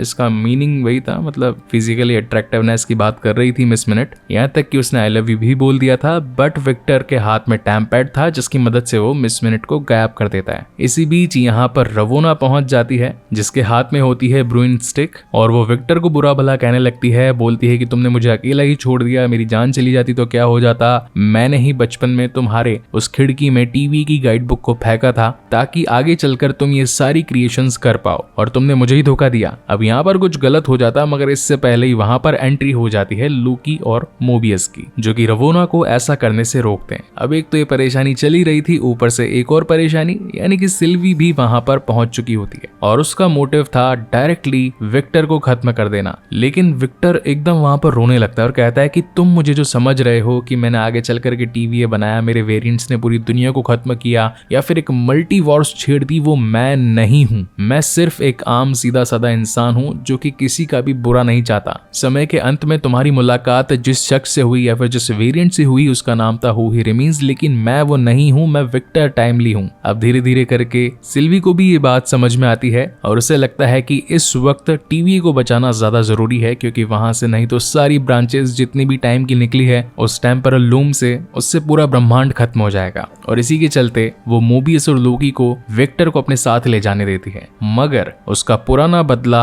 रवोना रेंसलेयर से था और आज वो उसे चुकाना चाहती थी। तो यहाँ पर इन दोनों के बीच में फाइट भी होती है, बहुत सारी कॉन्वर्सेशन भी होती है कि किस तरीके से उसने सिल्वी की जिंदगी बर्बाद कर दी, और फिर गुस्से में आकर सिल्वी उसे एक टाइम डोर में फेंक देती है और वो सीधा पहुंचती है समय के अंत में, जहां पर उसे दिखाई पड़ती है हू ही रिमेन्स की डेड बॉडी। मगर यहाँ वो अकेली नहीं थी, उसके साथ में मिस मिनट भी थी। वेल, अब मिस मिनट को तो पता है कि यहाँ से कैसे निकला जाए या फिर अब करना क्या है, क्योंकि समय की शुरुआत से लेके अंत तक उसने सब देखा है और वो ये भी जानती है कि इस टीवीए में हू ही रिमेन्स का एग्जिस्टेंस कैसे होगा, क्योंकि अभी तक हमने जिसे देखा वो तो सिर्फ विक्टर टाइमली था। इनफैक्ट मिस मिनट को सभी के राज मालूम थे और यहाँ तक कि रवोना रेंसलेयर का भी एक राज उसे मालूम था। वो क्या था वो तो अभी बताया नहीं गया और इसी तगड़े सस्पेंस के साथ ये शानदार एपिसोड यहीं पर खत्म होता है। Yes, so hello everyone, Hitesh here and today we're gonna talk about the latest released web series called Loki और आज हम इसके सीजन 2 एंड एपिसोड 4 के बारे में बात करने जा रहे हैं। थोड़े बहुत चेंजेस हुए हैं, एक तो इसका डायरेक्टली स्टार्ट हो जाना, जैसे कि मार्वल का लोगो वगैरह। इनफैक्ट मैंने भी थंबनेल चेंज कर दिए हैं, तो अगर पुराने वाले सही वाले बेटर लगे हों तो कमेंट सेक्शन में बताना मत भूलिएगा। सो now without wasting any time चलिए आते हैं इस कहानी की मेन स्टोरी लाइन की तरफ, जिसकी शुरुआत में समय के अंत वाला सीन दिखाया जाता है, जहां पर लास्ट एपिसोड में सिल्वी ने रवोना रेंसलेयर को भेज दिया था। उसके पास इस वक्त मिस मिनट भी होती है, जो कि बताती है कि ऐसा राज मैं तुम्हें बताने वाली हूँ जिसे जानकर तुम्हें गुस्सा तो आएगा मगर जानना जरूरी भी है। एक इल्यूजन क्रिएट किया जाता है जहां पर छोटे वाले प्रोटोटाइप में हम देख पाते हैं कि इस वक्त यानी कि जो समय का अंत होता है हू ही रिमेन्स के साथ में रवोना रेंसलेयर भी होती है। शॉर्ट में एक्सप्लेन करूं तो हू ही रिमेन्स ने अपने पूरे प्लान्स बना लिए होते हैं, यानी कि पैराडॉक्स वाली बातें चल रही है कि कैसे अगर उस पर कोई आपदा आए या उसे मार दिया जाए या फिर कोई भी संकट क्रिएट हो जाए तो अगेन कुछ टास्क परफॉर्म करके वापस से इसकी बॉडी में से लाया जा सकता है। इस बात के लिए हू ही रिमेन्स रवोना को बहुत सारी शाबाशी देता है और कहता है कि तुम अब टीवी में जाओ, मैं थोड़ी देर बाद आऊंगा। जैसी वो जाती है तो वो मिस मिनट को प्रोटोकॉल 42 स्टार्ट करने के लिए कहता है। इस प्रोटोकॉल का मतलब था जितने भी टीवीए में काम करने वाले वेरिएंट्स हैं उन सभी की यादों को वाइप यानी कि हमेशा के लिए मिटा दिया जाए, जिनमें रवोना रेंसलेयर भी एक थी। अब सीन वापस से प्रेजेंट टाइम में शिफ्ट होता है, जहां पर रवोना अपनी यादों का बदला अब हू ही रिमेन्स से लेना चाहती थी, क्योंकि शाश्वत समय रेखा पर उसकी भी एक जिंदगी थी जो कि उससे छीन ली गई थी। विक्टर टाइमली अपने बाकी के वेरिएंट्स की फोटो मतलब की बड़ी वाली पेंटिंग देख पाता है टीवी की दीवारों पर। इसी के साथ 3 समय शाश्वत रेखा को बनाए रखने वाले और दूसरे वाले रोबोट्स भी थे और उन्हें देखकर बस ये सोचने लगता है कि क्या सचमुच मैंने कुछ ही सालों में इतनी बड़ी कामयाबी हासिल कर ली। इतने में ही पीछे से मोबियस और लोकी आ जाते हैं और बताते हैं कि तुम्हें एक प्रॉब्लम को सॉल्व करना है जिसका नाम है टेम्परल लूम। वो धीरे धीरे खत्म होने की कगार पर है, अगर हमने जल्दी नहीं करी तो ऑलमोस्ट ब्रह्मांड ही खत्म हो जाएगा। तो ये सभी भागते भागते पहुंचते हैं ओबी के पास में। ओबी बताता है कि आप वही हैं मिस्टर विक्टर टाइमली जिनकी मदद से मैंने इस पूरे टीवी के अंदर सारी मशीनें बनाई, इनफैक्ट ये गाइड बुक भी लिखी। और विक्टर जिसके पास में ऑलरेडी टीवी की गाइड बुक थी जिसमें औरोबोरस की फोटो थी, तो वो देखता उसको कि यार आपने तो मेरी जिंदगी बदल दी, क्योंकि मैंने जो भी चीजें सीखी है जैसे कि बिजली का बहाव, अलग अलग घूमते अणुओं की गति और भी बहुत कुछ। इनफैक्ट ये दोनों ही एक दूसरे से बहुत ही ज्यादा इंप्रेस हो चुके थे और अपनी अपनी बुक्स में एक दूसरे का ऑटोग्राफ चाहते थे। तभी केसी बताता है कि हमारे पास में वक्त बहुत कम है, इन्हें प्रेजेंट कंडीशन दिखानी होगी। यहाँ पर ओबी ने एक छोटा सा प्रोटोटाइप बनाया था बड़े वाले टेम्परल लूम का। अब इसमें करना ये था कि एक शख्स को स्पेस जैकेट पहनकर भागते हुए जाना है और लूम के सेंटर में लगा जो डिवाइस है उसमें ये एक्सट्रैक्टर फिट करना है और फिर एक एक्सप्लोजन क्रिएट करना है सामने वाली रिंग्स पर, क्योंकि रिंग्स इस वक्त इन सभी ब्रांचेस का लोड झेल नहीं पा रही है। अगर एक्सप्लोजन उस पर जाएगा तो उनका साइज थोड़ा बड़ा होगा और फिर ज्यादा से ज्यादा शाश्वत समय रेखाएं उसमें एंटर कर पाएंगी और जो इधर उधर भाग रही हैं जिनकी वजह से लोड ज्यादा बढ़ रहा है वो कम होने लगेगा और फिर इस मुसीबत को ठीक किया जा सकता है। मगर प्रॉब्लम ये थी कि शटर्स के ओपन होने के बाद में जब टेम्परल लूम के सेंटर तक पहुंचा जाएगा तो वहां पर रेडिएशन बहुत ज्यादा है। लास्ट टाइम जब मोबियस ने वहां तक जाने की कोशिश करी थी और आते टाइम पूरे के पूरे सूट के चीथड़े उड़ चुके थे तो उसका डबल पकड़ लो। खैर अभी एक टेक्निकल काम था तो यहाँ पर केसी, ओबी और विक्टर काम पर लग जाते हैं। तभी मोबियस लोकी को कहता है कि यार चलो केक खाकर आते हैं, जिस पर सिल्वी को बहुत गुस्सा आ जाता है। वो कहती है एक तो पूरी दुनिया तबाह होने वाली है और तुम्हें केक खाना है। बेचारे को बहुत बुरा भला सुनाया जाता है लेकिन अब वो करे भी क्या,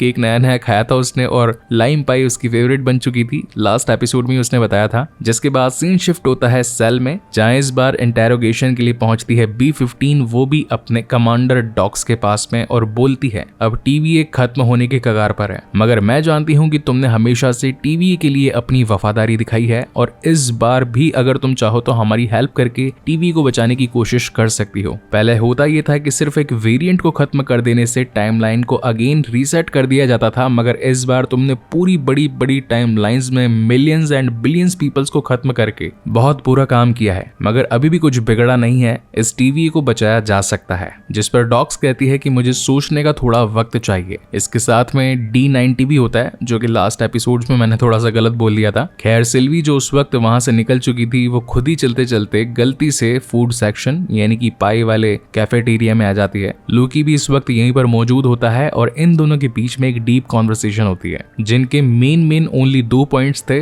पहला पॉइंट ये था लूकी का कि अगर तुमने समय के अंत में हु ही रिमेन्स को जान से नहीं मारा होता तो हम दोनों खुद भी इस पूरे TVA को मैनेज कर सकते थे। और दूसरा ये कि प्रेजेंट टाइम में इनके पास जो विक्टर टाइमली है वो इस वक्त हु ही रिमेन्स बना नहीं है। अगर उसे मारेंगे तो फिर उसके बाकी के वेरिएंट्स भी आने लगेंगे, तो ये गलती करनी ही नहीं है। जबकि सिल्वी का कहना था कि विक्टर टाइमली ही सबसे पहला हु ही रिमेन्स का वेरिएंट था जिसने अपनी टेक्नोलॉजी की मदद से एक ब्रह्मांड से दूसरे ब्रह्मांडों तक जाने का रास्ता सोचा, फिर अपने वेरिएंटों से मिला। तो अगर उसे आज ही मार दिया जाए तो वो कभी अपने दूसरे वेरिएंटों से मिलेगा ही नहीं और सारी प्रॉब्लम स्टार्ट होगी ही नहीं। सीन शिफ्ट होता है चेंबर में जहां सारे के सारे कैदी मौजूद थे और यहाँ पहुंच जाती है रवोना रेंसलेयर विद मिस मिनट, जो कि इन्हें भी सेम बात ही बोलती है जो कि थोड़ी देर पहले आकर B-15 ने कहा था कि तुम मेरे साथ आकर मिल जाओ, TVA को तुम्हारी जरूरत है। लेकिन कमांडर डॉक्स जान चुकी थी कि मिस मिनट और रवोना रेंसलेयर मिलकर इस TVA को खत्म करके खुद ही अपने आप को राजगद्दी बनाकर मतलब राजाशाही ठाट चलाना चाहते हैं, तो वो इनके साथ मिलने से मना कर देती है और अपने बाकी लोगों को भी ऐसा करने के लिए मना कर देती है। मगर हमारा ब्रैड वुल्फ जो कि अपनी हीरो वाली लाइफ के लिए बहुत ज्यादा एक्साइटेड था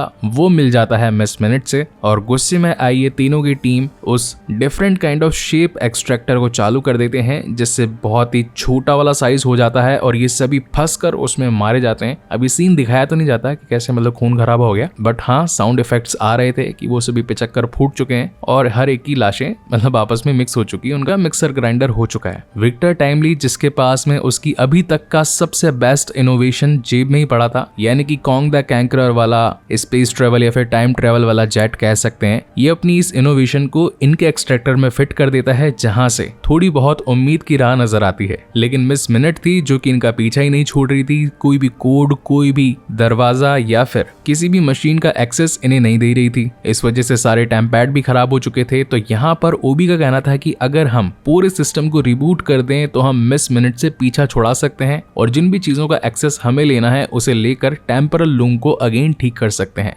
मोबियस इस वक्त खड़ा खड़ा हॉट चॉकलेट पी रहा था। अब विक्टर टाइमली तो पुराने टाइम से आया था, जिसने हॉट चॉकलेट की कोई मशीन देखी नहीं थी, तो वो उसे देखने की इच्छा जाहिर करता है, जहां पर D90 उसे वो मशीन दिखाने के लिए लेकर जाता है। पहली बार मशीन से निकलती हुई हॉट चॉकलेट को देखकर विक्टर बहुत ही ज्यादा खुश था कि टाइम ने कितनी ज्यादा कामयाबी हासिल कर ली है, लेकिन इसे वो खुद पीने की जगह D90 को दे देता है कि यार चलो पी लो। मगर इतने में ही वो ब्रून स्टिक से ब्रून हो जाता है, जैसे किया था X5 ने, और वो विक्टर को अपने साथ लेकर निकल जाता है। अब जहाँ एक तरफ ये सभी मिस मिनट को रिबूट करने की कोशिश कर रहे थे, इसी वक्त इनके पास खबर आती है कि विक्टर तो गायब हो चुका है, अब न जाने वो कहाँ गया। लोकी भी इस बात को देखकर हैरान था कि यहाँ पर ब्रून स्टिक तो पड़ी है, मगर किसी ने विक्टर को जान से मारा नहीं। इसका मतलब जिसने भी उसे चुराया है वो विक्टर की मदद चाहती है। यहाँ सीन शिफ्ट होता है अनफॉर्चुनेटली विक्टर पर ही, जहाँ उसे किडनैप करवा लिया था मिस मिनट और रवोना रेंसलेयर ने। ये दोनों अपनी यादों का बदला उसे लेना चाहते थे, लेकिन वो तो हु ही रिमेन्स था ही नहीं। वो उसका एक अलग वेरिएंट है, विक्टर टाइमली, जिसे इस बारे में कुछ मालूम ही नहीं है। मीनवाइल सीन शिफ्ट होता है टेम्परल लूम में, जहां पर बहुत बड़ी तबाही आने वाली है, यानी कि सारी एक्स्ट्रा ब्रांचेस टाइम की निकल चुकी है और हर कोई उसे ठीक करने में लगा है। अब अगर आपने सीजन 2 का एपिसोड 1 देखा हो, जहां पर लोकी इधर से उधर भाग रहा था, तभी उसे लिफ्ट में सिल्वी भी मिली थी और किसी का कॉल भी आ रहा था। तो इस 4th एपिसोड में इन दोनों ही चीजों का सोल्यूशन हमें मिल गया। बेसिकली सिल्वी विक्टर को ही ढूंढ रही थी, मगर मिस मिनट ने उसकी लिफ्ट बंद कर दी थी, इसलिए जुगाड़ वुगाड़ लगा के उसने लिफ्ट को फिर से चालू कर लिया। और जो पुराना वाला लोकी था, जब उसने सिल्वी को देखा, अब उसे होना तो ब्रून था ही, लेकिन इस पास्ट वाले के पीछे प्रेजेंट वाला लोकी आ चुका था, जो कि उसे ब्रून कर देता है। और वहां जो कॉल आ रहा था वो था ओबी का। वो कहता है भाई इतनी देर हो गई, अभी तक तुमने विक्टर को ढूंढा नहीं, जल्दी से उसे लेकर आओ, क्योंकि धीरे धीरे करके रेडिएशन बहुत ज्यादा फैलता जा रहा है। इसका मतलब यह है कि जो बंदा सूट पहनकर उस तक पहुंचने की कोशिश करेगा उसकी हालत तो खराब हो जाएगी। यहाँ सीन शिफ्ट होता है विक्टर पर, मिस मिनट और रवोना रेंसलेयर पर। मिस मिनट की हालत भी बिगड़ते जा रही थी और थोड़ा सा एक क्रीपी सीन भी था, क्योंकि जब सिस्टम को रिबूट करते जा रहे थे तो मिस मिनट कह रही थी कि हमें बदला लेना होगा, तुम ऐसा नहीं कर सकते, अब सब कुछ खत्म हो जाएगा। लेकिन तब तक सिल्वी और लोकी वहां तक पहुंच चुके थे, उन्होंने वहां की लाइट्स बंद कर दी थी, और जब X5 उनसे लड़ने के लिए जाता है तो सिल्वी उसका माइंड मैनिपुलेट कर देती है, मतलब जैसा कभी वांडा किया करती थी एवेंजर के टाइम पर और एंड गेम के टाइम पर भी। एवेंजर्स का मतलब एवेंजर्स एज ऑफ अल्ट्रॉन की बात कर रहा हूँ। तो अब होता यह है कि सीधा आकर X5 अपने ही गुरु, मतलब जिससे उसने अभी अभी कमांड्स लिए हैं, यानी कि रवोना रेंसलेयर, उसे ही ब्रून कर देता है। और ये लोग विक्टर को लेकर पहुंचते हैं सीधा टेम्परल लूम, जहां का रेडिएशन इस वक्त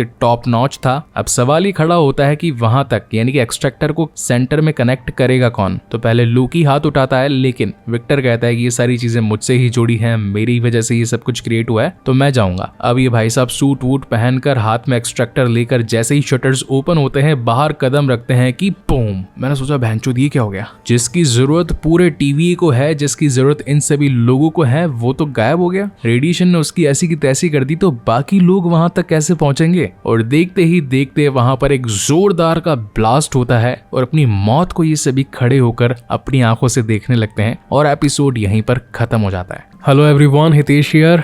तो वे थोड़ी सी खराब है, इसलिए खराब आवाज से काम चलाना पड़ेगा। तो आज हम बात करने जा रहे हैं लोकी के सीजन 2 एंड एपिसोड 5 के बारे में।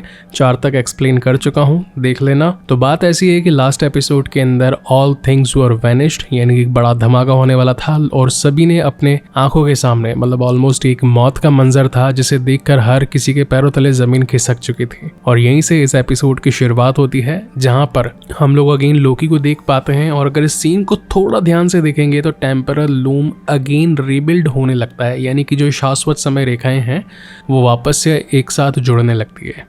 मगर हैरानी की बात यह थी कि इस वक्त यहाँ पर कोई भी नहीं था, यानी कि टीवी पूरी तरीके से सुनसान था। उसके जो भी दोस्त वगैरह थे, यानी कि Casey, OB, B15, Hunter, D90, general Dox वगैरह, कोई भी नहीं था यहाँ पे। लेकिन सबसे चौंकाने वाली बात ये थी कि पहले लोकी के अंदर जो टाइम स्लीपिंग वाली प्रॉब्लम थी, जिसे कि बड़ी मेहनतों के बाद में उसने सही किया था, अब वो वापस आ चुकी थी।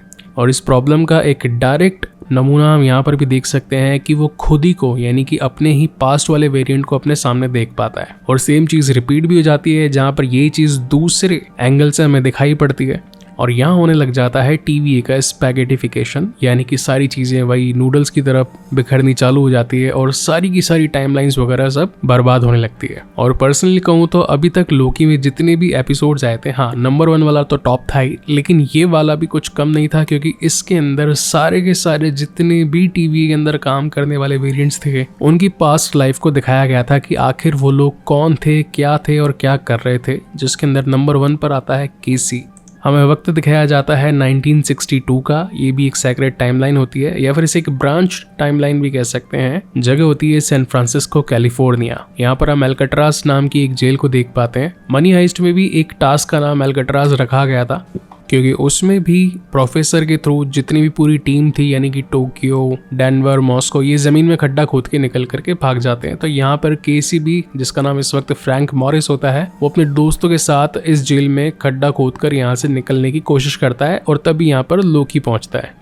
बट अगेन उसकी टाइम स्लिपिंग वाली प्रॉब्लम स्टार्ट हो जाती है। वो वहां से गायब होकर फिर अपने मैकडोनल्ड्स वाली जगह पर पहुंच जाता है, फिर अगेन टीवी में पहुंच जाता है और फिर पहुंचता है 2012 न्यूयॉर्क में, जहां पर उसकी मुलाकात होती है हंटर B-15 से, जो कि अपनी नॉर्मल जिंदगी में एक डॉक्टर होती है। वो उससे कुछ कह पाता, बट अगेन टाइम स्लिपिंग वाली प्रॉब्लम स्टार्ट हो जाती है। जिसके बाद वो पहुंचता है 2022 वाली ब्रांच टाइमलाइन में और यहाँ पर जगह दिखाई जाती है क्लीवलैंड, ओहायो। हम यहाँ पर मोबियस को देख पाते हैं, जिसका पुराना ही सपना था कि वो जेट स्की पर जाए, घूमे। तो अपनी प्रेजेंट लाइफ में वो यही कर रहा होता है और यहाँ इसका नाम होता है डॉन। मोबियस यानी कि डॉन को लगने लगता है कि लोकी यहाँ पर एक जेट स्की खरीदने के लिए आया है, मगर वो उससे कुछ कहता, अगेन वहां से वो उड़नछू हो जाता है और फिर पहुंचता है 1994 में। ये भी एक ब्रांच टाइमलाइन होती है और इस बार जगह थी पेसाडेना, कैलिफोर्निया। हम यहाँ पर ओबी यानी कि ओरोबोरस को देख पाते हैं। ये अपनी पुरानी वाली लाइफ में भी एक साइंटिस्ट, एक राइटर वगैरह था। इस बार ये एक लाइब्रेरी से एक बुक खरीदने के लिए आया था जिसके कम एडिशंस ही बचे थे।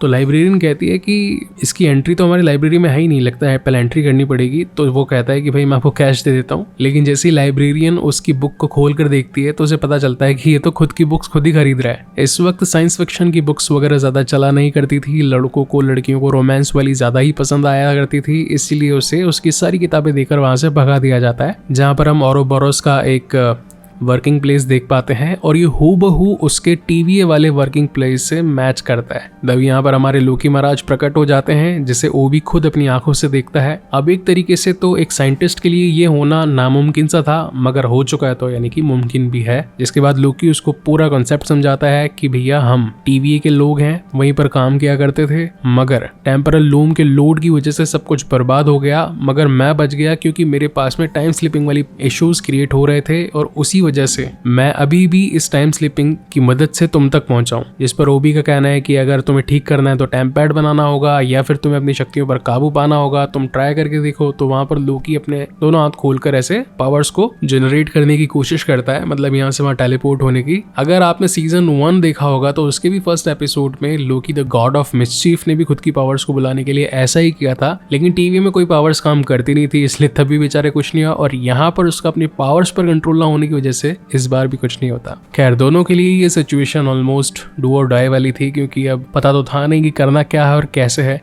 तभी लोकी को याद आता है कि टीवी से जाने से पहले उसने वहाँ की गाइड बुक उठा ली थी और वो आकर उसी बुक को, मतलब ओरोबोरस ने लिखी थी उस टाइम पर, तो उसे ही वापस दे देता है। जिस पर ओबी कहता है कि ठीक है, मैं कोशिश करके कुछ ना कुछ जुगाड़ तो लगा ही लूंगा और तुम्हारी ये टाइम स्लिपिंग वाली प्रॉब्लम से तुम्हें छुटकारा भी दिला दूंगा। मगर जहाँ से तुम आए हो, यानी कि वो वक्त तबाह होने वाला था, टीवी का लास्ट मोमेंट था, अगर तुम वहां से गायब हुए हो तो इसका मतलब तुम्हारे दोस्त भी वहीं पर होंगे। अगर हमें उन सबको बचाना है तो उसी वक्त में ही पहुंचना होगा। लेकिन वहां तक पहुंचा कैसे जाए? उस सही वक्त की डायरेक्शन, ईयर, टाइमिंग और सब कुछ परफेक्ट होने के लिए हमें उन सब लोगों का ऑरा लगेगा जब तुम वहां से गायब हुए थे। तो यहाँ पर अब इस बात को सुनकर के लोकी अपने सभी दोस्तों को इकट्ठा करना शुरू करता है। सबसे पहले शुरुआत करता है मोबियस से। इस वक्त हम मोबियस की लाइफ को देख पाते हैं, जहाँ उसके 2 बच्चे होते हैं और वो अपनी लाइफ से काफी खुश भी होता है। पहले मोबियस को ये लगता है कि लोकी यहाँ पर अगेन एक जेट स्की खरीदने के लिए आया है, तो वो उसे अपने गैराज में लेकर जाता है और खुद की 2 बेहतरीन वाली जेट स्की दिखाता है। मगर लोकी समझाता है कि भैया देखो, मैं जेट स्की वगैरह खरीदने में इंटरेस्टेड नहीं हूँ, तुम मेरे दोस्त हो, टीवी में काम किया करते थे, दुनिया तबाह होने वाली है, अगर तुमने मेरा साथ नहीं दिया तो जिस जिंदगी को तुम अभी जी रहे हो, जिन बच्चों के लिए जी रहे हो, वो भी नहीं बचेंगे, तुम्हें मेरा साथ निभाना होगा। अब मोबियस अपनी लाइफ से खुश था, कहीं जाना नहीं चाहता था, लेकिन जब बच्चों का वास्ता आता है तो वो भी लोकी के साथ निभाने के लिए तैयार होकर उसके साथ निकल जाता है। And same goes with B15 अपना फ्रैंक मॉरिस यानी कि केसी। और अब लास्ट में बारी थी one of the important character of this series called Silvi. तो यहाँ पर जैसे ही लोकी सिल्वी से मिलने के लिए जाता है और ये कहता है कि तुम्हें सुनकर हैरानी होगी कि मैं तुम्हारा एक वेरिएंट हूँ, टाइम स्लिप करके यहाँ पर आया हूँ। जिस पर सिल्वी कहती है कि लोकी मुझे सब मालूम है। लोकी कहता है यार तुम्हें मालूम कैसे, क्योंकि मैं अभी तक जिनके भी पास गया सबकी मेमोरीज वैनिश मतलब गायब हो चुकी थी, किसी को भी पुराना कुछ भी याद नहीं था, तो तुम्हें सब कुछ याद कैसे है। जहाँ पर सिल्वी बताती है कि हम एक ही वेरियंट है, हम लोकीज हैं, हमें सब कुछ याद रहता है। अब इवेंचुअली होते भी तो वो गॉड है, मतलब गॉड ऑफ मिस्चीफ कह सकते हैं। तो वो सिल्वी से कहता है कि यार चलो मेरे साथ में, क्योंकि हमें टीवी को बचाना है। तो ये लोग एक बार में बैठे होते हैं जहाँ पर सिल्वी अपनी फेवरेट ड्रिंक बर्बन ऑर्डर करवाती है। बारटेंडर भी कहता है कि yes it's a good choice, और यही बर्बन ड्रिंक सीक्रेट इन्विजन में अपने निक फ्यूरी की भी फेवरेट थी। मतलब मार्वल कहीं ना कहीं से छोटे मोटे रेफरेंस एक साथ जोड़ ही देती है। तो फाइनली कंक्लूजन में सिल्वी का लोकी से पूछना था कि भाई तुम जाना क्यों चाहते हो, बचाना क्यों चाहते हो, जहाँ पर लोकी कहता है कि मुझे मेरे दोस्त चाहिए। और ये मोमेंट सच में बहुत ज्यादा सैडली था। मतलब लोकी का एक पास्ट, जब वो एसगार्ड में भी रहता था तभी भी कोई लोग उसके अपने थे नहीं। बेटा वो सौतेला था, भाई से कभी बनती नहीं थी, माँ से कभी प्यार मिला नहीं, दुश्मनों ने उसे मिलकर हैवान बना दिया। तो कुल मिला के उसकी लाइफ जो थी वो बड़ी बेकार से चल रही थी। मगर अब जब उसके नए दोस्त उसे मिले टीवी में, तो वो अपने दोस्तों को खोना नहीं चाहता था, एज वेल एज मोबियस यानी कि बेस्ट फ्रेंड और सिल्वी यानी कि गर्लफ्रेंड। तो वो रिक्वेस्ट करने लगता है, जहाँ पर सिल्वी कहती है कि भैया हाथ जोड़ो, आप यहाँ से जा सकते हो, मैं अपनी इस नॉर्मल जिंदगी में खुश हूँ। अब बेचारा हताश होकर लोकी वापस से उसी प्लेस पर आ जाता है और अपने दोस्तों से कहता है कि सब कुछ खत्म हो चुका है। जिन दोस्तों को पाने के लिए मैं टीवी के अंदर बुलाना चाहता था, मगर वो दोस्त ही अगर अपनी नॉर्मल लाइफ में खुश है, तो मुझे कोई हक नहीं है कि मैं उनकी जिंदगी उनसे छीनूं। हर कोई सोचता है कि क्या हो गया, प्लान डिसमिस, तुम्ही ने तो हमारे अंदर आस जगाई थी कि हमें टीवी जाकर सब कुछ ठीक करना, और अब तुम ही यहाँ पर आकर सब कुछ खत्म होने के बारे में कह रहे हो। मीनवाइल सिल्वी पहुंचती है एक म्यूजिक स्टोर में। अमेरिका में ऐसा होता है कि आपको जो गाने सुनने हैं, आप वहीं पर बैठकर उस सीडी को लगाकर सुनकर उस सीडी को दे भी सकते हो, मतलब किराए पे बढ़िया गाने वाने सुन सकते हो। खैर ये पहले चला करता था, आजकल तो हर किसी के पास मोबाइल है, यूट्यूब जिंदाबाद है। तो गाने सुनते सुनते तभी वहां से स्पैगेटिफिकेशन स्टार्ट हो जाता है, मतलब कि सब कुछ धीरे धीरे करके तबाह होने लगता है, क्योंकि ये टाइमलाइन का एंड आ चुका था। तब सिल्वी को समझ में आता है कि उसकी मतलब लोकी की बातें सारी सही थी, मुझे जाकर उसकी हेल्प करनी चाहिए। अब सिल्वी फटाफट से पहुंचती है लोकी के पास में और बोलती है कि अब हम सब कुछ सही कर देंगे। लोकी खुश होता है, उसे देखकर गले भी लगने वाला होता है, लेकिन उसे लगता है कि नहीं, फटाफट से अब सबका ऑरा आ चुका है, टाइम पैड को चालू करते हैं और फटाफट से टीवी के टेम्परल लूम वाली लोकेशन तक पहुंचने की कोशिश करते हैं। मगर इतने में ही वो स्पैगेटिफिकेशन यहाँ तक भी पहुंच जाता है और देखते ही देखते उसी की आंखों के सामने उसी के दोस्त एक एक करके नूडल बनने शुरू हो जाते हैं। लोकी अपने हाथों से उन्हें रोकने की कोशिश करता है, पकड़ता है, मगर कोई भी उसके हाथ नहीं आता और सब कुछ एक धूल की तरह वहां से उड़ने लग जाते हैं। इस पर लोकी को बहुत गुस्सा आता है और वो दर्द के मारे चिल्लाता है, और जैसे ही चिल्लाता है वो 10 मिनट पीछे पहुंच जाता है। तो उसको समझ में आता है कि मेरे दर्द ने ही मुझे इस पावर को कंट्रोल करने सिखाया है। तो अगेन वैसा ही ट्राई करता है और इस बार उस इंसिडेंट्स के 20 मिनट पहले पहुंच जाता है, मतलब जब सिल्वी एंटर करी थी। तो कुल मिला के लोकी के पास में अब अपनी टाइम स्लिपिंग वाले इशू को यानी कि आपदा को अवसर बनाने का मौका आ चुका था, जहां पर इस एपिसोड के एंड में भी वो कहता है कि अब मैं अपनी स्टोरी खुद लिखूंगा। और इसी तगड़े सस्पेंस के साथ ये शानदार एपिसोड यहीं पर खत्म होता है। Yes, so hello everyone, Hitesh here, and today we're gonna talk about my personal favorite web series called Loki Season 2। और आज फाइनली इसे अलविदा करने का वक्त आ चुका है। वैसे मन तो बिल्कुल भी नहीं था और दिल चाहता था कि काश इसके और भी एपिसोड्स आते रहें और मैं इसी तरीके से आपके लिए सारे के सारे बेहतरीन episodes with video clips explain करता रहूं। फर्स्ट ऑफ ऑल तो आप सभी को बिलेटेड हैप्पी दिवाली, और माफी मांगना चाहता हूं क्योंकि यार मैं भी इंसान हूं, मेरे पास भी थोड़े बहुत काम होते हैं और उन्हें पूरा करने के चक्कर में थोड़ा बहुत तो लेट मैं भी हो जाता हूं। बट नो वरीज, आ चुके हैं हम बेहतरीन वीडियो के साथ में एक दमदार एक्सप्लेनेशन को लेकर। सो now without wasting any time चलिए आते हैं इस कहानी की मेन स्टोरी लाइन की तरफ, जिसकी शुरुआत में हमें लोकी का एक ब्रीफ दिखाया जाता है कि कैसे उसने अब तक की टीवी की जर्नी को जिया। और इस एपिसोड की शुरुआत ठीक वहीं से ही होती है जहां पर लास्ट एपिसोड खत्म हुआ था, यानी कि टाइम स्लिपिंग की प्रॉब्लम को सॉल्व कर लेने के बाद में लोकी सीधा वहीं पहुंच जाता है, यानी कि टेम्परल लूम में, जहां इस वक्त शाश्वत समय रेखाओं का लोड बहुत ज्यादा बढ़ चुका था और एक ब्लास्ट होने ही वाला था। विक्टर टाइमली, जो कि इस वक्त टेम्परल लूम के थ्रूपुट मल्टीप्लायर को ऐड करने के लिए नीचे रेडिएशन एरिया तक पहुंचा था, वहां पर गेट खुलते के साथ ही उसका स्पैगेटिफिकेशन हो जाता है, यानी कि पूरा नूडल बन जाता है वो। तब वहां पर सभी सभी लोग कहते हैं कि आखिर गलती क्या हुई, तो लोकी का भी पूछना था औरोबोरस यानी कि ओबी से। तो ओबी बताता है कि हमने बातें करने में बहुत सारा वक्त गवा दिया। इस बात को सुनकर लोकी को लगता है कि मेरे पास में टाइम स्लिपिंग यानी कि अब टाइम को कंट्रोल कर लेने की पावर आ चुकी है, तो क्यों ना मैं जितना भी वक्त हमने बातों में गवाया है उसे बचा करके विक्टर टाइमली को जल्द से जल्द टेम्परल लूम के सरफेस तक पहुंचाऊं। अब ऐसा वो कई बार करता है, जैसे कि एक्सट्रैक्टर को हाथ में लेकर के जो बातें फालतू की हो रही थी, कभी उन्हें बचाने की कोशिश करता है तो कभी सीधा विक्टर के सूट के पास पहुंचकर उसे तैयार करवा कर वहां से आगे भेजने की कोशिश करता है। मगर बार बार ये कोशिशें करने के बावजूद भी जैसे ही दरवाजा खुलता है और रेडिएशन के मारे विक्टर टाइमली नूडल बन जाता है, यानी कि उसका दी एंड हो जाता है। तब उसे समझ में आता है कि यहाँ पर हुई बातचीत या फिर इस टाइम को 5-6 मिनट अगर रोका भी जाए तो ये सफिशिएंट नहीं होगा, इसलिए ये सीधा उस वक्त पहुंचता है जब ये लोग थ्रूपुट मल्टीप्लायर को बना रहे थे। और इस बार टाइम को वेस्ट नहीं करते हुए लोकी ऑलरेडी ओबी और विक्टर टाइमली की दोस्ती करवा देता है। बोलता है ये किताब यानी कि टीवी की गाइड बुक तुम दोनों ने ही बनाई है, यहाँ पर तुमने एक छोटा सा प्रोटोटाइप भी बनाया है। इसके अंदर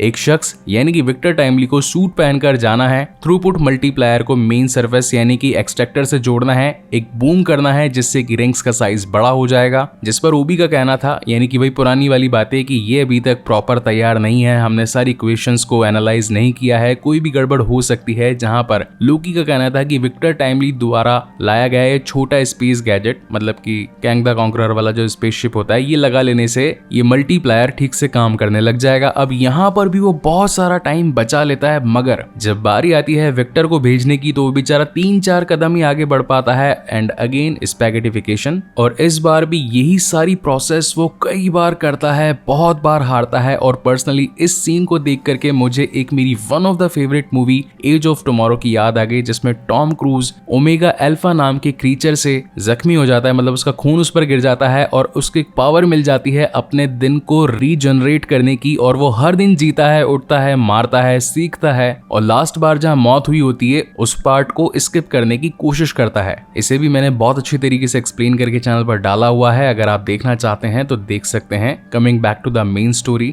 लोकी के बार बार हारने पर उसे ये महसूस होता है कि अगर सारी चीजें वो खुद सीख जाए और फिर खुद से ये सब कुछ करने लगे तो उसे विक्टर को थ्रूपुट मल्टीप्लायर तक भेजवा कर वापस से रिंग्स को बड़ा करने के लिए बहुत सारा टाइम मिल जाएगा। इसलिए वो ओबी और केसी को पूछता है कि अगर ये पूरी क्वांटम फिजिक्स, इसी के साथ टेम्परल लूम को किस तरीके से ऑपरेट किया जाता है, हर चीज को कैसे जनरेट किया जाता है, अगर वो खुद सीखे तो कितना टाइम लगेगा। जिस पर उन दोनों का जवाब था कि तुम्हें सदियां लग जाएगी। और इनफैक्ट ऐसा ही होता है, अपने ही इस टाइम लूप को अगेन अगेन जीकर सदियां, यानी कि एक सीन आता है जिसमें लिखा हुआ आता है सेंचुरीज पास्ट, यानी कि कई दशकों तक लोकी ने पूरी गणित को सीखा कि कैसे इस टेम्परल ऑरा, कैसे इसकी इंजीनियरिंग और कैसे क्वांटम फिजिक्स काम करती है। और सब कुछ सीख लेने के बाद में अब लोकी तैयार था अपने फाइनल अटेम्प्ट को करने के लिए, जहां पर वो सभी चीजों को बिल्कुल शुरुआत से फटाफट करवाता है। विक्टर को जल्दी से नीचे भेजता है, उसको सूट पहनाता है, उसके हाथ में थ्रूपुट मल्टीप्लायर देता है और आगे भेज देता है रेडिएशन वाले एरिया में। मगर वहां का प्रेशर इतना ज्यादा था कि विक्टर टाइमली गलती से उसे नीचे रख देता है, जहां पर लोकी कहता है कि तुम्हारा ये मल्टीप्लायर गिर सकता है, इसलिए इसे हाथ से पकड़ कर रखना। यानी कि ऑलरेडी 1-2 बार लोकी यहां तक भी पहुंचा हुआ था। वेल, कैसे तैसे उसमें वो फिट कर देता है, ग्रीन बटन को ऑन कर देता है, जहां से एक बूम निकलकर यानी कि रोशनी निकलकर उन रिंग्स पर जाती है और फिर उनका साइज बड़ा होने लगता है। और अब जाकर थोड़ी बहुत चैन की सांस आने लगती है कि हाँ, टीवी को बचाया जा सकता है और सब कुछ बिल्कुल स्टेबल हो चुका है।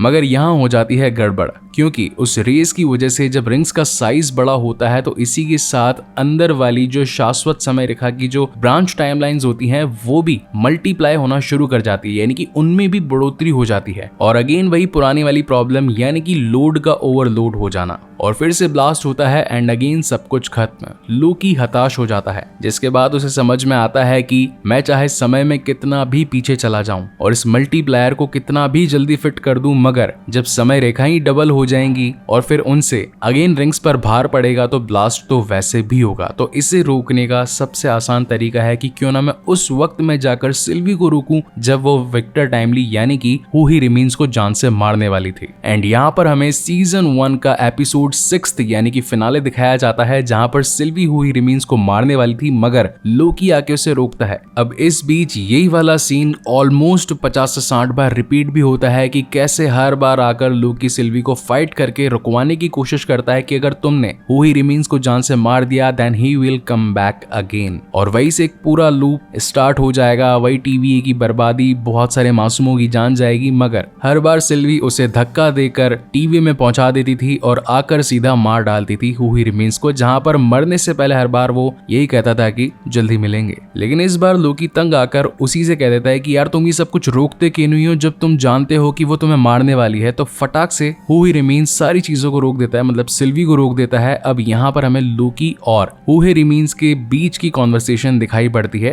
तो बेसिकली कंक्लूजन ये था कि हुई रिमीन्स ऑलरेडी जानता था कि वो कई बार मरेगा, मगर वो ये सब कुछ लोकी को समझाना चाहता था कि तुम चाहे कितनी भी कोशिश कर लो मगर मुझे नहीं रोक पाओगे। अब यहाँ पर होता यह है कि लोकी ने उसके सीटाडेल में पड़ा हुआ एक बोर्ड देख लिया था जिस पर ऑलरेडी काफी सारी इक्वेशंस लिखी थी। अब जिसकी पढ़ाई उसने सदियों से करी है तो इक्वेशन देखते हुए समझ जाता है कि इसका फाइनल कंक्लूजन क्या होना चाहिए। और अब लोकी एक बड़े सेक्रीफाइस के लिए तैयार था, जिसके बाद वो खुद की टाइम स्लिपिंग की प्रॉब्लम को नहीं बल्कि अब पावर कह सकते हैं इसे, इसका यूज करके उस वक्त में जाता है जो कि डे 1 होता है, जब TVA के मिनटमैन ने लोकी को पकड़कर TVA में लाया होता है और मोबियस उसके साथ इंटेरोगेशन कर रहा था। समय के बहाव को बचाने के लिए हर एक मकसद में कहीं ना कहीं बोझ छिपा होता है और अपने मकसद से कभी भटकना नहीं चाहिए, वरना उस बोझ के साथ जीना मुश्किल हो जाता है। तो तुम कैसे जीते हो? पछतावे के साथ। देखा जाए तो TVA में इस वक्त लोकी के खास